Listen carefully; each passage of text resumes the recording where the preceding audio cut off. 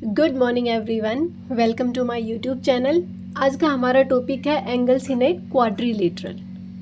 Is it possible to construct a quadrilateral with 3 angles equal to 90 degree and the fourth angle not equal to 90 degree? क्या हम कोई ऐसी quadrilateral construct कर सकते हैं जिसके 3 एंगल्स तो 90 डिग्री के हों, लेकिन जो फोर्थ एंगल बने वो 90 डिग्री का ना हो? You might have observed through constructions that this may not be possible. जैसे हमने ऊपर कंस्ट्रक्शंस करी उसके बेसिस पे हम कह सकते हैं कि ये पॉसिबल नहीं है, बट वाई नॉट? अगर पॉसिबल नहीं है तो क्यों पॉसिबल नहीं है? This is due to general property of quadrilaterals related to their angles. ये एक जनरल सी प्रॉपर्टी है क्वाड्रिलेटरल्स की जो कि रिलेटेड है उनके एंगल्स के। We have seen that the sum of angles of a triangle is 180 degree. जैसे हमें पता है किसी ट्रायंगल के तीनों एंगल्स का सम क्या होता है, 180 डिग्री के equal. There is a similar regularity in the sum of the angles of a quadrilateral. इसी तरीके से एक सिमिलरिटी है जैसे कि ट्रायंगल्स में है, उसी तरीके से क्वाड्रिलेटरल्स में है कि 3 एंगल्स अगर 90 डिग्री के होंगे तो फोर्थ भी 90 का ही होगा। ठीक है, किस तरीके से होगा वो अब हम देखते हैं आगे एग्जाम्पल की हेल्प से। Consider a quadrilateral SOME। एक क्वाड्रिलेटरल है SOME। Draw a diagonal SM। यहाँ पे एक डायगोनल ड्रॉ कर लेंगे SM। We get 2 triangles SEM and SOM। यहाँ पे ये डायगोनल ड्रॉ करने के बाद हमें यहाँ पे 2 ट्राइंगल मिली। एक तो मिली SEM, दूसरी ट्राइंगल मिली हमें SOM। यहाँ पे हम एंगल्स ड्रॉ कर लेते हैं 1, 2, 3, 4, 5 एंड 6। दोनों ट्राइंगल्स के एंगल्स का पता चल गया। अब हमें पता है प्रॉपर्टी क्या ट्राइंगल्स की कि तीनों एंगल्स का सम कितना होगा, 180 डिग्री। तो यहाँ पे ये जो angle 1 plus angle 2 plus angle 3 ये मिलके कितने के इक्वल है, 180 डिग्री के इक्वल। और सेम इसी तरीके से angle 4 plus angle 5 plus angle 6 इनका सम भी कितना है, 180 डिग्री के इक्वल। तो यहाँ पे अगर हम इन तीनों एंगल्स, यहाँ पे जो 3 एंगल है ये और इन 3 को मीन्स 6 को अगर हम ऐड करते हैं तो हमें पता चल जाएगा कि क्वाड्रिलेटरल के 4 जो एंगल्स हैं उनका सम कितना आ जाएगा, क्योंकि ये मिलके सभी 4 एंगल्स ही तो होंगे ना क्वाड्रिलेटरल के। तो what do we get when we add all 6 angles? अगर हम इन सभी 6 एंगल्स को इस तरीके से ऐड करते हैं तो हमें क्या मिलेगा, यहाँ पे देखो 1, 2, 3, 4, 5, 6। ये जो 3 है वो 180 के इक्वल और ये 3 क्या है, 180 डिग्री के इक्वल। दोनों का सम करेंगे कितना आएगा, 360 के इक्वल। इसका मतलब है कि जो क्वाड्रिलेटरल है उसके चारों एंगल्स का सम कितना है, 360 डिग्री। किस तरीके से, यहाँ पे देखो angle 1 plus angle 4, angle 1 plus angle 4 मिलके एंगल S बन रहा है, और plus angle 5 plus angle 3 plus angle 6 ये दोनों मिलके एक एंगल बना रहे हैं, और फिर बच गया एंगल 2। अब यहाँ पे जब आप देखोगे angle 1 plus angle 4, angle 3 plus angle 6 और ये एंगल 2 और एंगल 5 ये दोनों अलग अलग हैं, तो सभी का सम कितना है, 360 डिग्री के इक्वल। अब सिंस एंगल 1 प्लस 4 अलग एंगल है, ये एंगल 3 प्लस 6 ये कंप्लीट एंगल है, और एंगल 2 ये, एंगल 5 ये वाला, ये जो है ये सभी क्या है, क्वाड्रिलेटरल के एंगल्स हैं। ये 4 एंगल बने क्वाड्रिलेटरल के। अब हमने इस प्रोसीजर से ये पता किया कि ये जो एंगल्स हैं इन सभी एंगल्स का सम कितना है, 360 degree. The sum of all angles in any quadrilateral is 360 degree. आपके पास कोई भी क्वाड्रिलेटरल होगी उसके एंगल्स का सम कितना होगा, 360 degree. This explain why it is impossible for a quadrilateral to have 3 right angles with the 4th angle not right angle. ये जो क्वेश्चन पूछा गया था कि किसी क्वाड्रिलेटरल के 3 एंगल्स अगर 90 डिग्री के हैं तो 4th 90 का क्यों नहीं होगा, तो ये यहाँ पे आपको आंसर मिल गया होगा। 4th एंगल भी क्या होगा, 90 डिग्री का। क्यों? क्योंकि क्वाड्रिलेटरल के चारों एंगल्स का सम कितना होता है, 360 डिग्री। और जब अगर 3 एंगल्स 90 डिग्री के हैं तो जो फोर्थ एंगल है वो भी मस्ट होगा 90 डिग्री का ही। ठीक है, तो आपको आंसर यहाँ पे मिल गया होगा। नेक्स्ट है more quadrilaterals with parallel opposite sides. और क्वाड्रिलेटरल्स जिनकी जो अपोजिट साइड्स हैं वो पैरेलल होती हैं, जैसे कि रेक्टेंगल्स हैं, स्क्वेयर्स हैं। उसके अलावा भी कुछ ऐसी क्वाड्रिलेटरल्स हैं जिनके अपोजिट साइड्स क्या है, parallel. Are there quadrilaterals that have parallel opposite sides that are not rectangles. क्या ऐसी क्वाड्रिलेटरल्स हैं जिनके अपोजिट साइड्स पैरेलल तो हैं लेकिन वो रेक्टेंगल्स नहीं हैं? Let us try constructing one. हम कंस्ट्रक्ट करते हैं एक ऐसी quadrilateral. This can be easily done by drawing two pairs of parallel lines. हम इजीली इसको ड्रॉ कर सकते हैं। कैसे? दो pair of parallel lines draw करके, ensuring that they don't meet at right angle. और ये श्योर करना है कि वो जो पैरेलल लाइंस हम बनाएं वो 90 डिग्री का एंगल ना बनाती हो। Construct such a figure by recalling how parallel lines can be constructed using a ruler and a set square और अ कंपास और अ रूलर। आपको क्या करना है, पैरेलल लाइंस ड्रॉ करनी है रूलर और सेट स्क्वायर का यूज़ करके, या फिर कंपास या एक कंपास और रूलर का यूज़ करके। ये हमने पहले ही कंस्ट्रक्ट करके देख लिया है कि किस तरीके से कंस्ट्रक्शन होती है। अब दोबारा यहाँ पे नहीं करवा रही हूँ। Observe the quadrilateral A B C D. आपको यहाँ पे एक क्वाड्रिलेटरल दी गई है ए बी सी और D. It has parallel opposite side but is not a rectangle. इसकी पैरेलल अपोजिट साइड्स तो है, पैरेलल हैं दोनों। ये ए बी पैरेलल है सी डी के, ए डी पैरेलल है बी सी के, लेकिन ये एक रेक्टेंगल नहीं है। Thus, a larger set of quadrilateral exists in which the opposite sides are parallel. इसका मतलब है कि और भी quadrilaterals exist करती हैं जिसकी अपोजिट साइड्स क्या हैं, पैरेलल। और ये जो क्वाड्रिलेटरल्स है ये क्या कहलाती हैं, पैरेललोग्राम्स कहलाती हैं। Clear? Is a rectangle a parallelogram? क्या एक रेक्टेंगल जो होती है वो पैरेललोग्राम होती है? A rectangle has opposite sides parallel. ये तो हमें पता है कि जो रेक्टेंगल होती है उसकी जो अपोजिट साइड्स हैं वो क्या होती है, पैरेलल होती है। इसका मतलब so it satisfied the parallelogram's definition. इसका मतलब है रेक्टेंगल पैरेललोग्राम की डेफिनेशन को सेटिस्फाई करती है। Hence it is indeed a parallelogram. इसका मतलब यह है कि ये पैरेललोग्राम में इंडीड है। More specifically, a rectangle is a special kind of parallelogram with all its angle equal to 90 degree।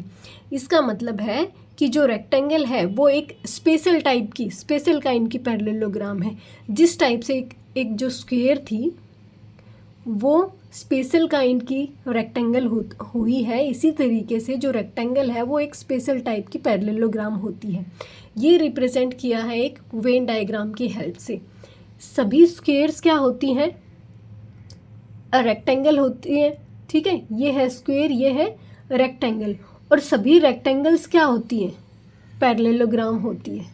ठीक है, अब आपको देखना होगा सभी स्क्वायर्स तो रेक्टेंगल होती है, लेकिन ये ज़रूरी नहीं कि सारी रेक्टेंगल्स स्क्वायर हों।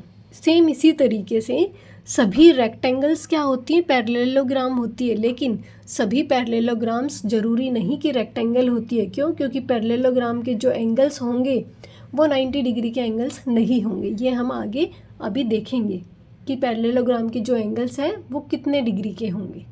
क्लियर? तो ये ध्यान रखना है कि जो रेक्टेंगल्स हैं वो स्पेशल काइंड की पैरेललोग्राम्स होती हैं और जो स्क्वायर हैं वो स्पेशल काइंड की रेक्टेंगल्स होती हैं। To understand the relation between the side and the angles of a parallelogram, let us construct the following figure.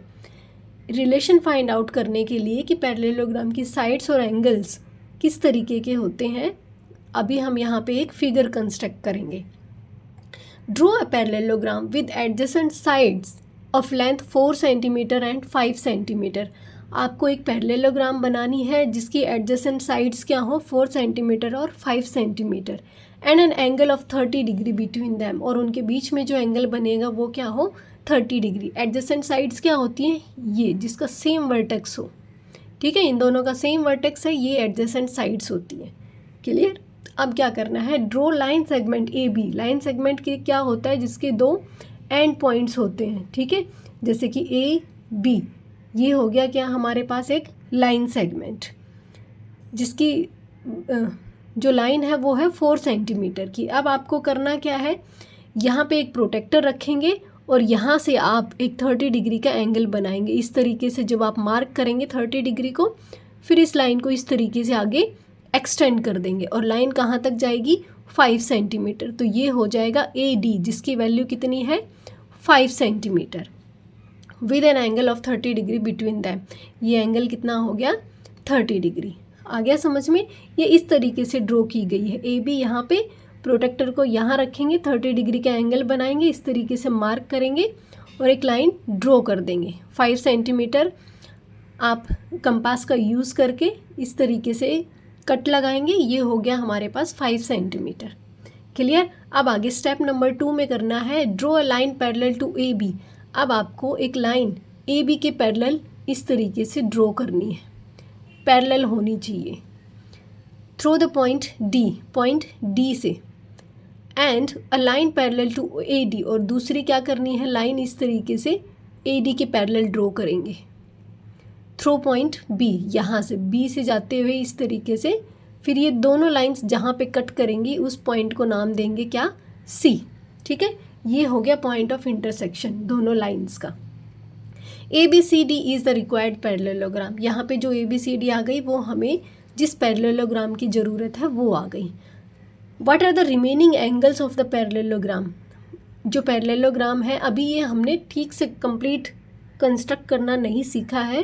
पहले हमें ये देखना होगा कि एंगल्स कितने हैं, वो हम आगे अभी पढ़ेंगे कि रिमेनिंग एंगल्स क्या होंगे पैरेललोग्राम के। What are the length of the remaining sides, और जो ये दोनों साइड्स बच गई, इन साइड्स की लेंथ क्या होगी, ये हमें एक एक्सपेरिमेंट की हेल्प से अभी फिगर आउट करेंगे।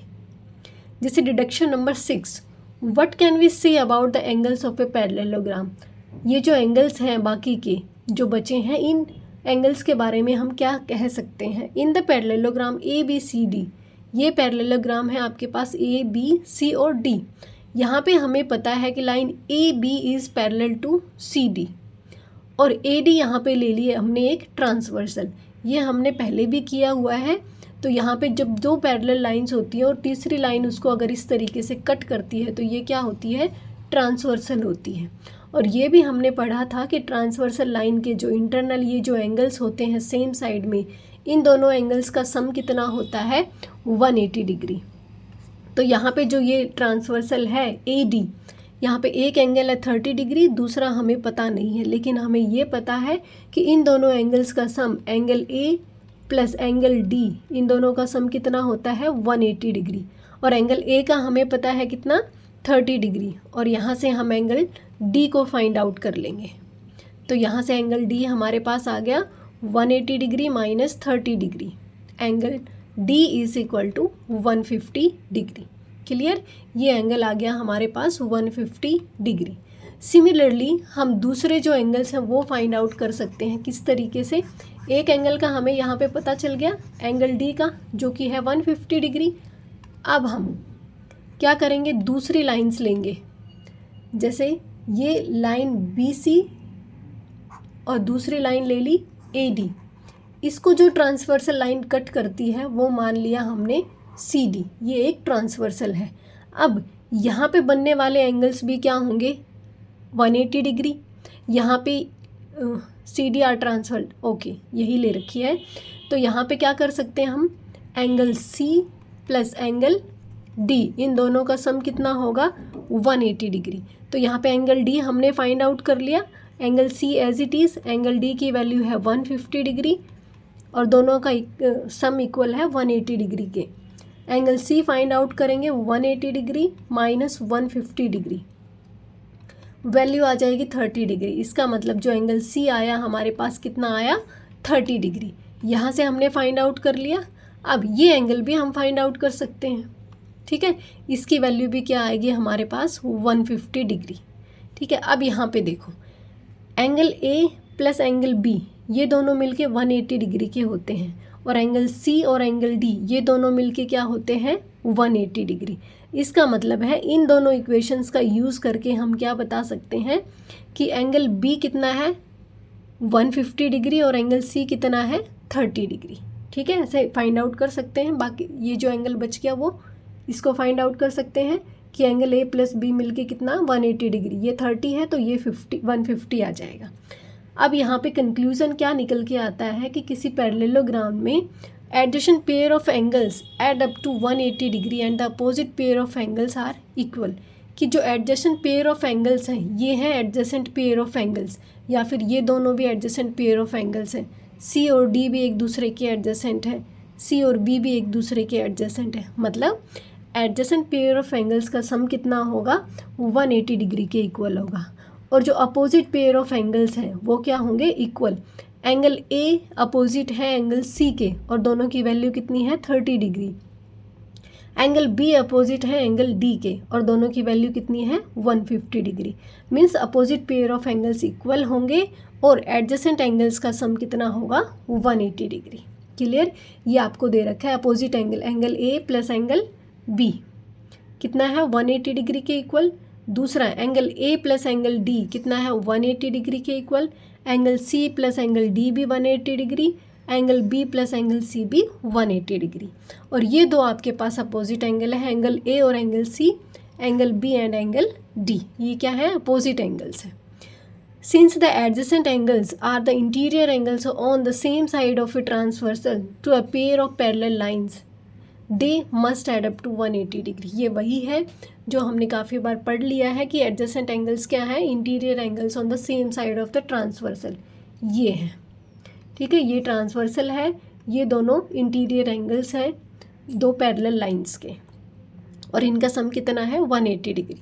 अब आपके पास आता है कि what about the opposite angles, will they B equal in all parallelograms.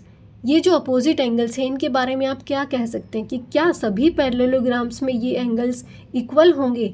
If yes how can we be sure. अगर हाँ तो हम किस तरीके से श्योर हो सकते हैं। Let us take one of the angles to be x. हम यहाँ पे कोई भी एक एंगल यहाँ पे एक्स मान लेंगे। ठीक है, यहाँ पे एंगल पी को मान लिया गया x. What are the other angles, तो दूसरे एंगल्स के बारे में आप क्या कहेंगे। तो जैसे हमने देखा कि सपोज ये ए आर और पी ई, या फिर ठीक है ए आर पी ई दो लाइंस है और ये पी आर एक ट्रांसवर्सल है, तो इसका मतलब इन दोनों एंगल्स का सम कितना होगा 180 डिग्री। तो angle P plus angle R कितना होगा 180 डिग्री। और एंगल P यहाँ पे क्या है X plus angle R is equal to 180 degree. इस लाइन को मैं यहाँ पे इरेज कर देती हूँ। अब यहाँ से एंगल R हमने फाइंड आउट कर लिया, क्या एंगल R की वैल्यू आ गई 180 डिग्री माइनस X। तो ये क्या आ गया हमारे पास 180 डिग्री माइनस X। क्लियर। अब इसी तरीके से हम दो लाइंस ले लेंगे पैरेलल, कौन सी AR और PE या फिर EP। ये ले लेंगे दो लाइंस RA और PE, ये दो लाइंस ले ली। यहाँ पे सपोज ये नहीं लेंगे, पहले हम फाइंड आउट करते हैं A एंगल। तो ये दोनों लाइंस ली, ठीक है, और इन दोनों लाइंस को ये लाइन कट करेगी ट्रांसवर्सल। तो ये दोनों एंगल्स इनका सम क्या होगा 180 डिग्री के इक्वल। अब इसको मैं नीचे करके दिखा देती हूँ थोड़ा कि angle R plus angle A is equal to 180 degree. और हमारे पास एंगल R की वैल्यू क्या है 180 डिग्री माइनस X, ये हमारे पास है angle R plus angle A is equal to 180 degree. अब ये जो वैल्यू है इस साइड लेके आएंगे, ये बन जाएगी हमारी माइनस में। Angle A is equal to 180 degree, ये प्लस में है, माइनस हो जाएगी 180 डिग्री माइनस X। अब इसको ओपन कर देंगे। Angle A is equal to 180 degree minus 180 degree, ये माइनस माइनस क्या हो जाएगा प्लस। 180 से 180 डिग्री कैंसिल, एंगल A की वैल्यू क्या आ गई यहाँ पे X आ गई। ठीक है, तो यहाँ पे ये आ गया हमारे पास एंगल A। इसको इरेज कर दूँ मैं। एंगल A की वैल्यू हमने फाइंड आउट कर ली X। अब सेम इसी तरीके से आप एंगल E भी फाइंड आउट कर सकते हैं। किस तरीके से फाइंड आउट करेंगे, ये हमारे पास एक ट्रांसवर्सल लाइन हो गई और ये दो क्या है पैरेलल लाइंस, इसको PE एक ट्रांसवर्सल कट करती है। तो इसका मतलब है कि angle P plus angle E, इन दोनों का सम किसके इक्वल होगा? 180 डिग्री के इक्वल होगा। तो एंगल P की वैल्यू क्या है? यहाँ पे x दे रखी है। एक बार इसको इरेज कर दूं तो यहाँ पे हो गई हमारे पास angle P plus angle E किसके बराबर? 180 डिग्री के। एंगल P की वैल्यू है x plus angle E is equal to 180 degree. यहाँ से एंगल E आ गया हमारे पास क्या? 180 डिग्री माइनस x। तो इसको लिख देंगे क्या? 180 डिग्री माइनस x। इस तरीके से हमारे पास सभी एंगल्स आ गए। अब इस सभी से क्या कंक्लूजन निकलता है कि जो अपोजिट एंगल्स हैं पैरेललोग्राम के, वो हमेशा ही क्या होंगे? इक्वल। हमने ऊपर भी ये कंडीशन देख ली और यहाँ पे एक जनरल कंडीशन भी देख ली। इसका मतलब है कि ये जो अपोजिट एंगल्स हैं ये हमेशा क्या होंगे? इक्वल होंगे। और यही हमें प्रूव करना था। ठीक है, डिडक्शन नंबर 6 तक कंप्लीट, बाकी करेंगे कल की क्लास में। आई होप आपको ठीक से समझ आया होगा। आज के लिए इतना ही। Thank you so much.